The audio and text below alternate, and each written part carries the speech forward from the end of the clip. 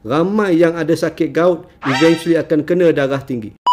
Aku dah banyak kali bagi tahu, orang yang ada gout ni, masalah dia bukan sendi saja. Gout ni disebabkan kadar uric acid terlalu tinggi di dalam badan. Tetapi akibat kadar uric acid tinggi dalam badan bukan penyakit gout saja. Sebenarnya kadar uric acid yang tinggi di dalam badan dan kena gout adalah antara satu simptom metabolic syndrome. Engkau ni tak sihat, badan kau metabolism tak bagus, engkau mungkin ada insulin resistant, badan kau mungkin gemuk, ada banyak lemak, mungkin kau dah ada borderline kencing manis.